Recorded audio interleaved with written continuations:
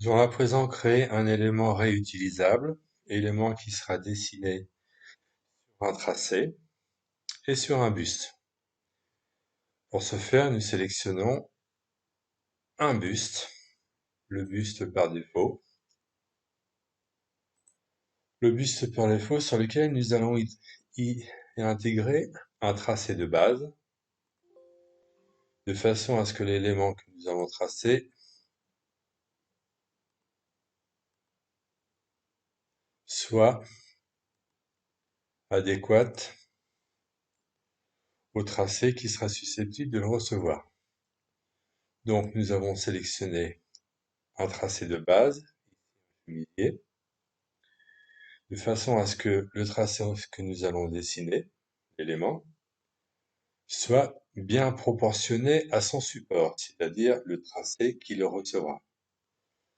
Donc nous appelons pour ceci l'outil de création et d'ajout d'éléments. Nous sélectionnons ici le type d'élément que nous allons créer. Là, nous sélectionnons par défaut le col de chemise, étant donné que nous avons choisi un chemisier comme tracé de base. Bien, maintenant, nous avons sélectionné le type d'élément correspondant au type de tracé que nous avons utilisé. Nous allons pouvoir créer, intégrer l'élément dans la base, puis le réutiliser. Pour ce faire, nous cliquons sur New. On sélectionne donc le crayon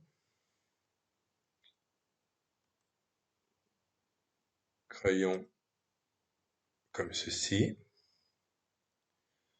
Bon, nous n'utilisons pas les grilles pour aller au plus simple.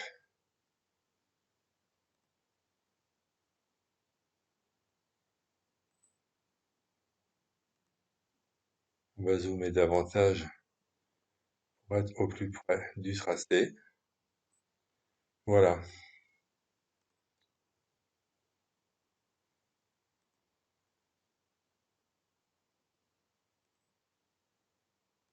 Donc là, nous traçons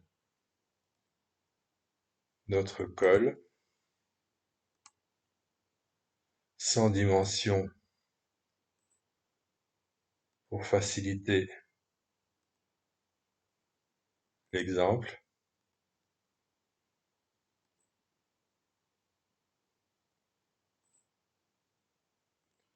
comme ceci.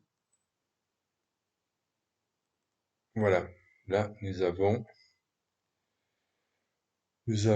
tracé l'élément que nous allons enregistrer. Voilà. Nous pouvons le rappeler pour avoir juste un visuel. Comme quand nous affichons un tracé extrait de la banque, sans l'intégrer au dessin, il s'affiche en bleu. Maintenant, si nous l'ajoutons au tracé global, il vient noir. Nous pouvons, avec la fonction symétrie, dessiner la réplique du tracé figurant dans la base de données, quel que soit son côté. Si nous avons dessiné le côté gauche, il répliquera le côté droit. Si nous avons dessiné le côté droit, il répliquera le côté gauche. Ce qui nous évite de dessiner deux fois le même élément qui ne sera jamais symétrique. Alors que de cette façon, on est sûr d'avoir une symétrie. On peut le supprimer, comme le rappeler, à volonté. Voilà, là nous avons donc intégré. Nous voyons ici une petite différence au niveau du tracé, parce que nous avons utilisé un tracé qui a été légèrement modifié. Hein, mais ça n'a pas d'importance. puisque quand nous irons dans le plan de coupe, nous allons bien extraire cette partie-là du tracé global, non pas la partie qui correspond au contour. Donc, l'avantage d'avoir un tracé global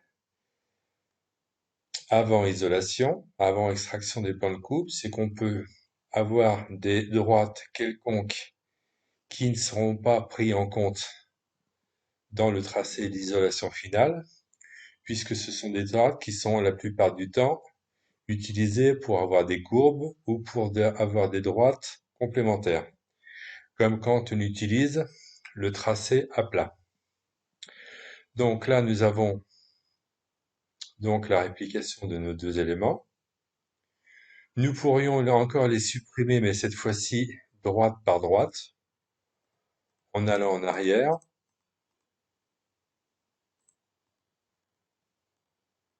Là, nous pouvons faire une régression du tracé, comme ceci, pour revenir à notre stade initial, alors que quand nous étions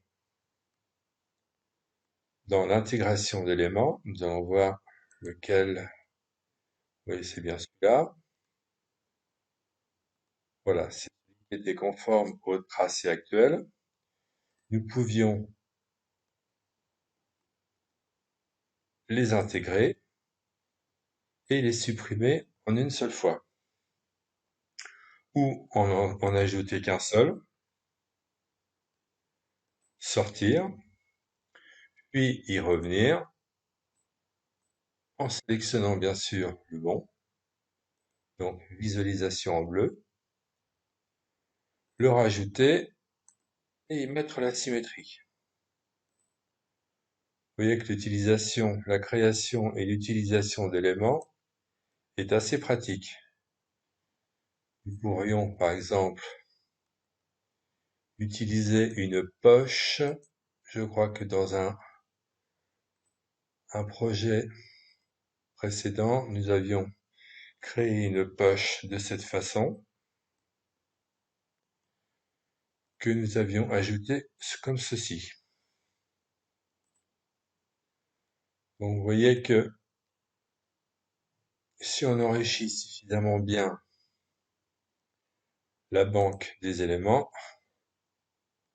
on peut obtenir des choses assez complexes, à condition d'y avoir le temps.